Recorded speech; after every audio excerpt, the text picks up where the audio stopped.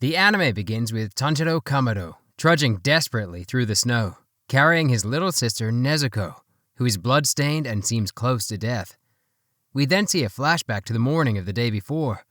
Tanjiro packs a load of charcoal and sets out to hike down the mountain from his house through the snow into town in order to sell as much of it as possible so that his family can have a nice New Year's celebration.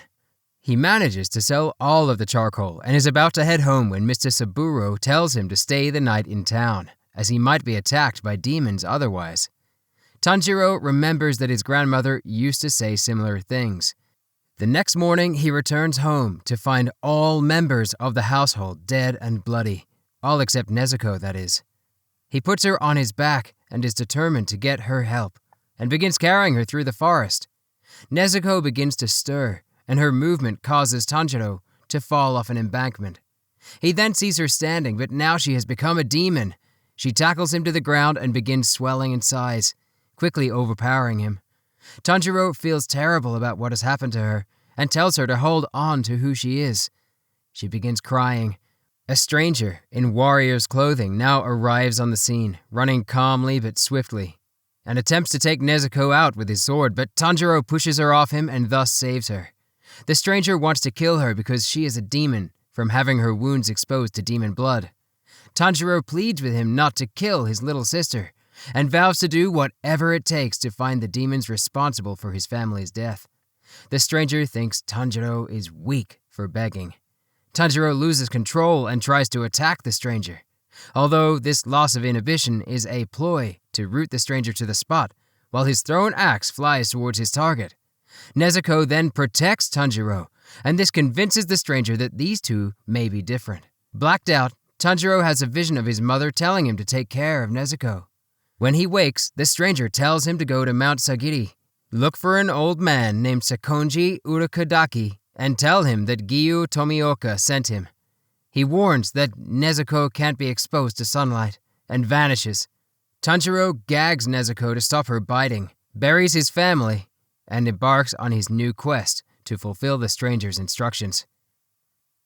Tanjiro is traveling to Mount Sagiri, carrying Nezuko on his back covered with a blanket during daylight hours. He approaches a mountain trail and is warned that people have been going missing lately. He comes across a demon devouring a human in their secluded mountain home. The demon senses something unusual about Nezuko, but doesn't realize she is a demon and attacks Tanjiro. Nezuko comes to his rescue and beheads the demon, who then sprouts arms from his head and attaches himself to Tanjiro's axe. Tanjiro pins the axe and therefore the demon. He is conflicted and hesitates in stabbing the head with his short blade. A new stranger, clad in warrior's garb and with a red mask, appears by his side and is frustrated that Tanjiro won't make an attempt to kill the demon and thinks that he will never make it as a demon slayer. The demon regains consciousness and the rising sun takes care of the rest, causing it to disintegrate in screams of agony. Nezuko, hiding in the house, is safe.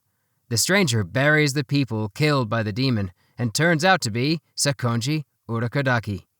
He is unhappy with Tanjiro's indecisiveness and weak resolve and slaps him.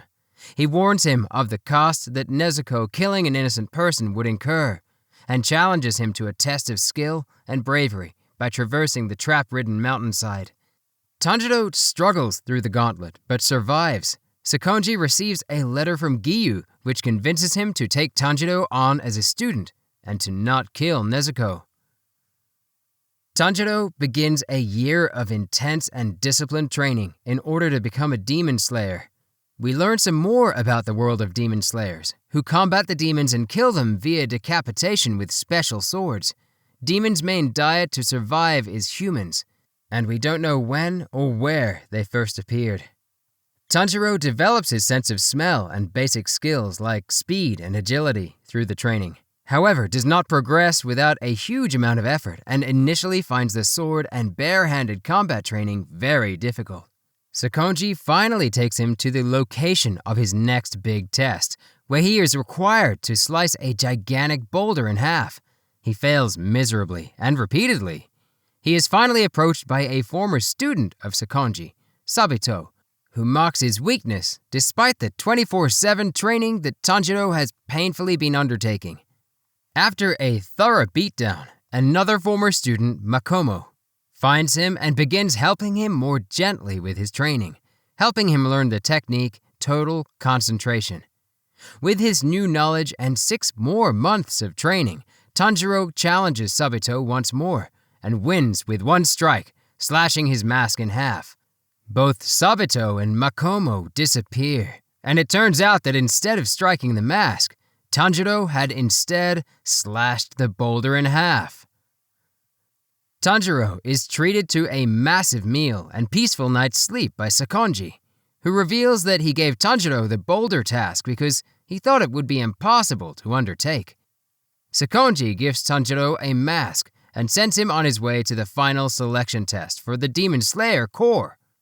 This takes place in a zone that has demons trapped in it, unable to escape due to a ring of wisteria trees that remain in blossom all year round. The task is simple: survive in the demon zone for 7 days. Tanjiro begins his quest by taking out 2 demons simultaneously, utilizing the water-breathing technique. We now see in a flashback that only a demon slayer's Nichiren sword can truly kill a demon. Back in the test, Tanjiro saves another student from a giant, freakish demon that is a twisted conglomeration of different arms and hands. It turns out that this demon has killed around 50 students taking the test, and was trapped in the Wisteria Demon Zone by Sakonji himself. It therefore takes particular delight in eating his students, and it turns out that these included Saburo and Makomo. Using all his training and pushing his abilities to the limit, Tanjiro avenges his comrades' deaths and cuts through the intricacies that the hand demon poses and decapitates it. We see an extended flashback wherein we learn the circumstances of the hand demon's becoming trapped in the Wisteria Zone. He was turned into a demon at a young age and then ate his own big brother, whom he loved and respected. Tanjiro, back in the present, smells the sadness in the dying demon's remains and prays that he won't be reborn into the same ordeal. With the killing of this demon, all students killed by the demons are now laid to rest and at peace. Tanjiro takes a moment to reflect on this before continuing his quest of survival in the final test week. All other demons are easy to defeat compared to what he has already faced. He spends his time fighting them to try and ask them how to undo the transformation to becoming a demon. And Tanjiro becomes one of the 5 survivors in the test. Hey, we only see 4 in this scene. Where on earth could the 5th student be? These students are all given the rank of Mizunoto, the lowest rank of Demon Slayer. They are also gifted the ore with which their sword will be forged, and also a Kasugai messenger crow. One of the other students becomes impatient and demands a finished sword immediately. Tanjiro has to step in to intervene. When picking their ore, he uses his sense of smell and selects his own. Tanjiro returns to Sakonji and Nezuko on Mount Sagiri and rejoices that Nezuko is still alive. Sakonji speculates that she can heal herself through sleeping rather than eating human flesh, which is unheard of. A swordsmith named Haganezuka arrives one day to deliver Tanjiro's completed sword and states that it will most likely turn red to match his hair and eyes. Instead, it turns pitch black, which is unusual. Tanjiro's Kasugai crow appears to inform him of his first mission in a nearby village where young girls have been going missing night after night. Nezuko has a special new box in which she can hide from the sunlight whilst traveling. Wearing his brand new Demon Slayer uniform and brandishing his Nichiren sword, Tanjiro treks to the village he has been asked to investigate. Once there, he uses a clever approach and waits until nightfall in order to see where the local girls are disappearing to. The culprit turns out to be a swamp demon, which uses a combination of his 2 clones and puddles that it uses like portals to transport these clones to wherever is best placed to grab his victims. This demon is the in-show equivalent of a predator in more ways than one. He's just gross. Tanjiro has to protect Kazumi, the fiancé of the demon's previously most recent victim, and the latest girl to be taken, and all the while trying to not only survive but also kill the demon. It's too much for him to handle, and Nezuko bursts forth from her box to defend the human party. It turns out that Sakonji spent time using hypnosis on her while she was staying at his house during Tanjiro's training, and has convinced her that all humans are family and need protecting. Tanjiro entrusts the safety of the other two humans to Nezuko before jumping into one of the puddle portals. It takes him deep down into a swamp, where he floats past the clothing of all the previous victims of the demon and his clones. These two clones then attack him, being faster and more deadly in water than before. Tanjiro uses total concentration and water-breathing sixth form to rip them to shreds, then, running out of breath, he heads towards the surface. Meanwhile, Nezuki is holding her own against the powerful demon despite her lack of abilities. Her strength and speed make up for a lot of this, but she is slowly losing the advantage.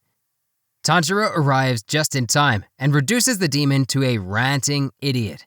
He tries to interrogate him regarding the elusive and mysterious Muzan Kibutsuji, whom he has previously discovered is the original demon, and is able to turn them back into humans. The demon knows something but is so scared to talk about it, that even at sword point, he refuses to hand over any information. Tanjiro takes him out and then gifts the found belongings of Kazumi's dead fiancé, and moves on. His Kasugai crow relays to him that his next mission is waiting for him in Tokyo, where a demon is apparently lurking.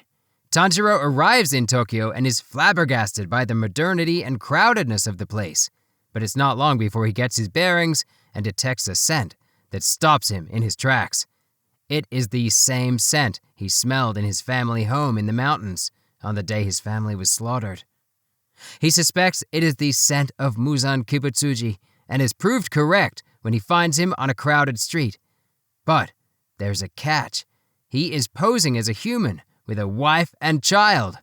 When confronted by Tanjiro, he infects a passerby with his blood in a very practiced manner, causing him to transform into a demon and instantaneously bite his female companion. Muzan calmly exits the scene as Tanjiro wrestles the newly minted demon to the ground. Tanjiro yells out to the crowd that his blade is the last thing Muzan will ever see. Muzan thinks later that he has seen Tanjiro's Hanafuda earrings before, on a person that he actually feared. On the way, he demonstrates his truly evil nature by killing 3 humans in a back alley, in a totally gruesome manner. Meanwhile, Tanjiro has been approached and helped by 2 demons, Tamayo and Yushiro, who take the male and female demon from the Muzan incident off his hands with the apparent purpose of treating them. These 2 demons are anti-Muzan and have altered their physiology in order to be able to survive on just a small amount of human blood. Tanjiro is shocked to find that Tamayo is over 200 years old, and it took her nearly that long just to find out how to transform Yushiro peacefully into a demon. She reveals that she cannot yet reverse transform a demon into a human, but she hopes to be able to do so in the future, and is currently studying samples for this purpose. She wishes to use a sample of Nezuko's blood to help her quest to find a cure, and Tanjiro allows it. They are then attacked by Sasamaru and Yahaba, the former of whom uses her flung projectiles called Tamari to open the attack on the occupants inside Tamayo's residence. Sasamaru reveals during the ensuing fight that she and Yahaba are 2 of the 12 Kizuki, an elite collection of demons that serve directly under Muzan. Tanjiro struggles in this clash as his 2 opponents inhabit unique and very effective skills. He becomes able to see the secret behind the Tamari attacks with the help of Yushiro and a piece of scroll on his forehead. Nezuko's leg is blown off by a Tamari. Tanjiro is forced to use a unique combination of all the fighting forms he has learned in order to decapitate Yahaba. He is extremely eager to obtain some of Sasamaru's blood in order to give it to Tamayo for her demon reversal research, but she isn't an easy opponent by any stretch. Despite being down and out, Yahaba won't give up, but Tanjiro eventually kills him anyway. Nezuko has been healed by Tamayo, and despite having never imbibed human blood, she now proves to be leveled up enough to kick the Tamari back at Sasamaru. Tamayo steps in and uses her demonic, magical aroma of daylight ability like a truth serum, tricking Sasamaru into saying Muzan's name. It turns out that doing this triggers a curse, placed there by Muzan, which is so intertwined with its host cells that it can rip their body apart from the inside out. This is precisely what happens next, and this reveals to us that this is the only way a demon can actually be killed apart from exposure to sunlight or a demon slayer's blade. Tamayo also examines Yahaba's eyeball, and it turns out that the two attackers were not actually members of the 12 Kizuki, as they have no ID number engraved there. Even after such a brutal fight against her, Tanjiro mourns Sasamaru's death and pities her for thinking she was one of the chosen 12. Moving on from Tokyo, Tanjiro's Kasugai Crow harasses him continuously about where his next mission is. Southeast, in case you were wondering. Traveling through the countryside, they stumble across another demon slayer begging a girl to marry him. Huh? Tanjiro intervenes and stops the other demon hunter, who turns out to be the bizarre Zenitsu Agatsuma, who graduated the final test with him, and together they continue traveling deep into the mountains. They stumble across two children, Shoichi and Teruko, at a mansion whose brother Kiyoshi has been taken by a demon. The demon is called Kyogai, and is already being sought out in the mansion by another demon hunter, Inosuke, another fellow final test graduate. Although we have no idea who he is at first due to him wearing a mask with a boar aesthetic. It's wild. Kyogai uses his drums to control the mansion's rooms, and is Tanjiro's toughest opponent yet. He separates Tanjiro and Teruko from Zenitsu and Shoichi by shifting the rooms in the mansion. The erratic masked Inosuke gets into an argument with Tanjiro, but this is cut short by an invisible attack by Kyogai.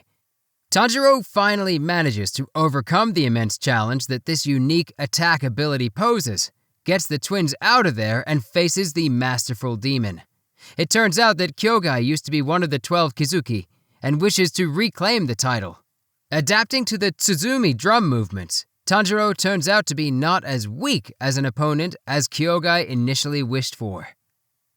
This tenacity causes Kyogai to have a meltdown as he thinks back on the criticism he used to get from his drumming when he was a human.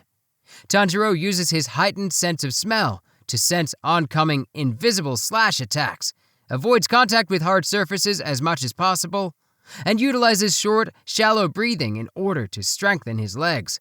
Pushing through relentless but erratic attacks, he finally gets within striking distance of his opponent and kills Kyogai, not forgetting to collect and store a blood sample for Tamayo's studies. Once again demonstrating his empathy, Tanjiro compliments Kyogai on his drumming ability, although cannot forgive him for the many deaths he has been responsible for. Sending the blood sample in the backpack worn by an ethereal messenger cat, Tanjiro wishes Kyogai's soul a peaceful rest and successfully finds the twins in another room of the mansion. Heading outside, he is alarmed to find Zenitsu and Inosuke fighting. Inosuke is determined to break open Nezuko's wooden box to kill her, but Zenitsu is protecting it at the cost of an absolute beatdown. He is an empath who can sense other people's thoughts, and believes if Tanjiro has a demon traveling with him, it must be for a good reason. Tanjiro intervenes just as Inosuke unsheathes his Nichiren sword, intent upon killing Zenitsu to get to Nezuko. Tanjiro angrily points out to Inosuke that aside from everything else, Zenitsu is not allowed to draw his blade in defense in this case, as members of the Demon Slayer Corps are not allowed to fight each other. Inosuke rebuts that if that is how Tanjiro feels, they should fight bare-fisted. A swift but intense battle ensues that Tanjiro likens to a battle with a wild boar. Fitting considering the mask, right? Dodging his fearsome blows, Tanjiro headbutts his opponent to the ground and this knocks off Inosuke's mask. This reveals an attractively feminine face that flusters Zenitsu. Although, to be honest, the blood dripping from his forehead in the aftermath of the headbutt does somewhat detract from it.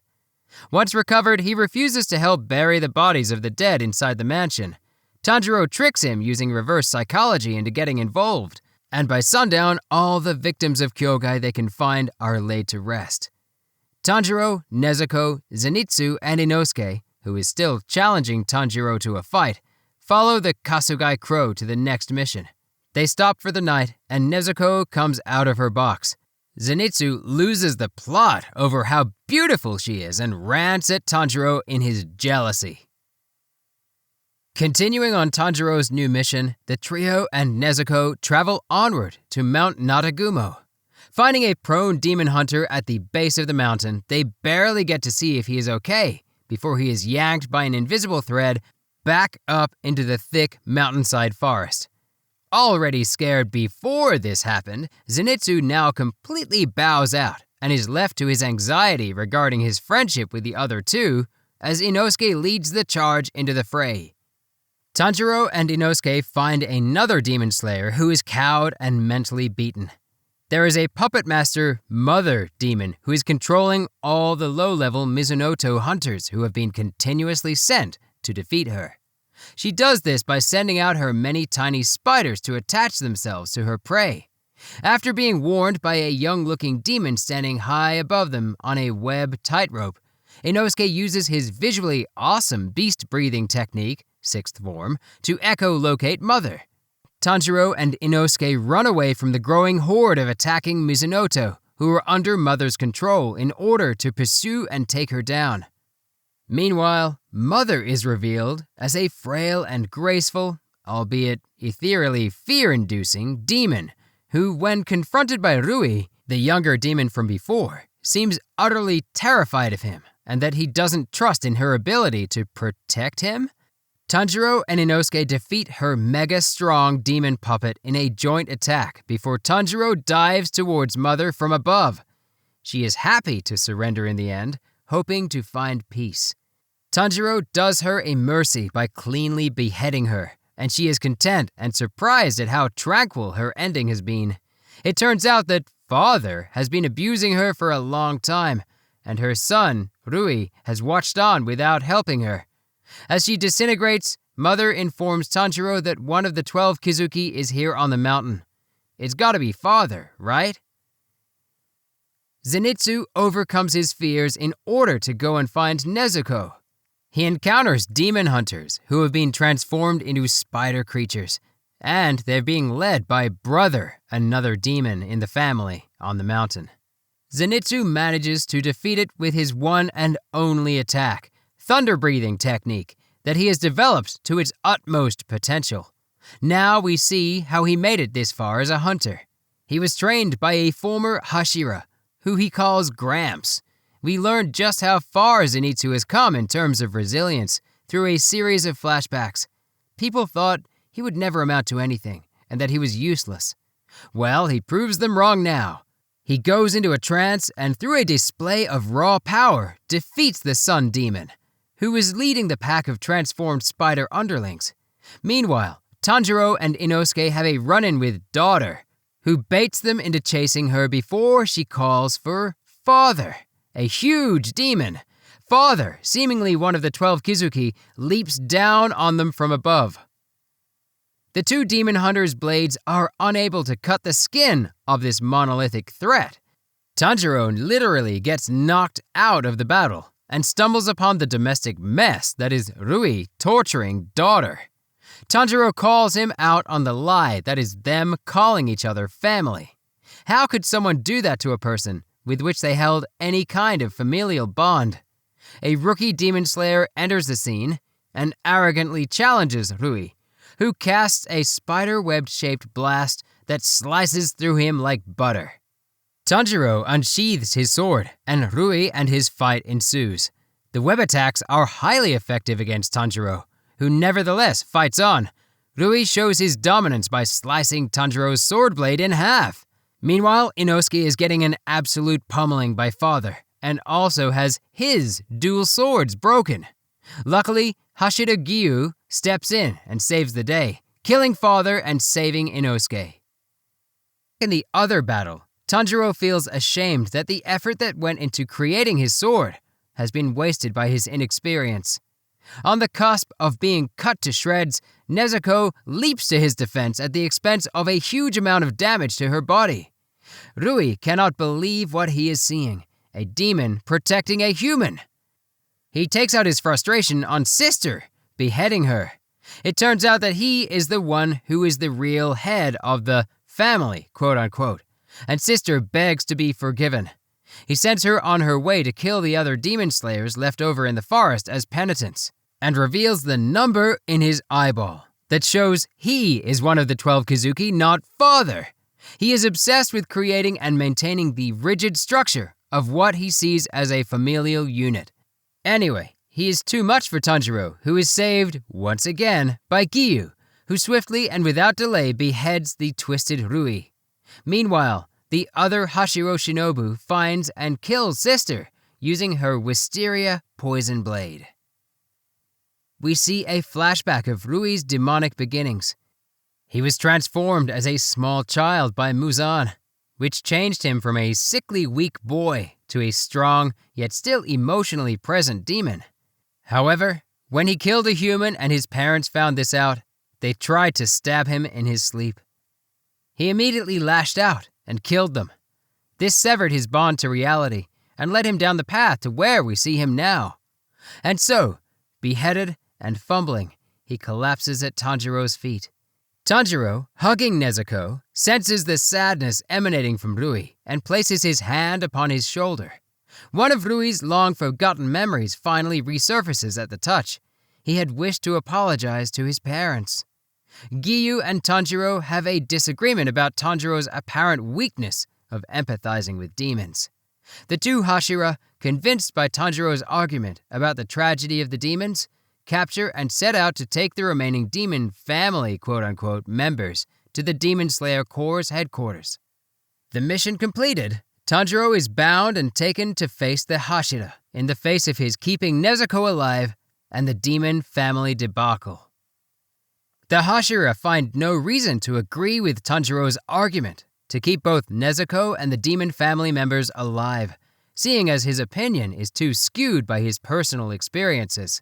They also believe that Nezuko, obviously, and Giyu, for his aiding and abetting the current situation, should also be executed. Sanemi Shinazugawa of the Hashira attacks Nezuko's box and wounds her, before the Hashira leader Kagaya Ubuyashiki intervenes upon this kangaroo court and vouches for Tanjiro, Nezuko, and Giyu, trusting what Sakonji has told him about the ability Nezuko has to hold back from attacking the humans. The stakes are high, though, and he states that if he is wrong about her, then he, Tanjiro, and Giyu will kill themselves as a consequence. The Hashira accept this, alongside the fact that Tanjiro has actually had contact with Muzan. In disbelief, Sanemi openly taunts Nezuko with his blood, trying to back her into a corner, in which she attacks and there will be no choice but to execute her. Nezuko, as you may have predicted, doesn't give in to this ploy, and shows no open signs of wanting to attack Sanemi. Tanjiro breaks his bonds and implores her to be strong. Nezuko remembers her family, her past, and the need to never hurt them. She turns her face away, therefore proving that she can resist. Tanjiro is pardoned and excused, and he reunites with his friends, who are all still getting better from their time on Mount Nadagumo. In a meeting with the Hashira, Kaguya comes to the realization that the entire situation with Rui was just a contrived diversion tactic employed by Muzan in order to obfuscate the truth about his location. Even though the Hashira may have many misgivings about the future of the Demon Slayer Corps, Kaguya states his belief in their strength, and that Muzan's days are numbered. Kyojuro Rengoku, one of the Hashira, states his intel of what he believes to be another of the 12 Kizuki, and leaves to follow this up. After 2 weeks spent resting and recovering, Tanjiro and Inosuke begin their rehabilitation, which is far from pleasant. It involves intense training to regain stamina and strengthen their lungs, amongst other things. Although, I don't know, I kinda like the idea of splashing someone in the face with medicated water. Tanjiro undertakes training to begin mastering a new technique, total concentration constant. Kanao Tsuyuri, who also went through the final demon hunter trials all that time ago with Tanjiro, explains her hatred for demons comes from her tragic past, wherein her sister was killed by them. Zenitsu, who joined in quite late, and Inosuke joined Tanjiro in his training. Kanao, who uses coin flips to decide her fate, is offered to train alongside the boys, and flipping the coin, refuses. Using a new blade that was begrudgingly forged for him by Haganazuka, Tanjiro manages to beat Kanao in training, putting some stinky water on her head. No joke. Inosuke takes his new dual blades made by Kozo Kanamori and beats notches into them with a rock right in front of him. Ouch! Alone one night with Nezuko, Tanjiro is shocked when in her sleep, Nezuko responds to his claim that he will continue to fight demons and help Tamayo solve the problem of turning demons back into humans. Like, she actually speaks. In what has to be an Escher-inspired palace that sits somewhere in another reality, Muzan gathers the last 5 surviving demons of his original 12 Kizuki. He asserts his absolute dominance as he admonishes, mocks, and then vindictively kills all of them but one, who he strengthens with his own blood. This now OP demon, Enmu, is totally jacked on what she has just received, and is promised more of the same if she can defeat Tanjiro and a Hashira. Tanjiro and his companions, meanwhile, are pulled back into active duty by his Kasugai Crow, who bids them to go west to the Mugen train, where 60 people have gone missing so far. Before leaving, he leaves an emotional mark on Kanao by telling her that he will flip her coin to decide whether or not she should go on living her life by it. And it reveals on the first flip that she should listen to her heart in all the decisions she makes. In a most touching moment, he tells her that he would have just kept on flipping until it told him that outcome. Heading out, Tanjiro is stopped and reminded by Tomioka of the importance of continuing to train his new abilities and to focus on the mission to kill demons. Zenitsu is reminded to stop harassing girls on his journey as he leaves. Arriving at the Mugen train, Inosuke reveals through his overreaction that he has never seen a train before and is nearly arrested for headbutting one of the carriages in order to take it down. It is here we find out from Zenitsu that their status as demon slayers means nothing to the everyday lawmakers, who don't know about them and wouldn't believe them about demons even if they did. The 3 demon hunters and Nezuko board the train together and it departs. Tanjiro rejoices in the fact that no matter what happens, they will face it together. Little do they know, however, that also on board are the Hashira Kyojuro and the lone 12 Kizuki survivor Enmu, leaving us on one killer of a cliffhanger.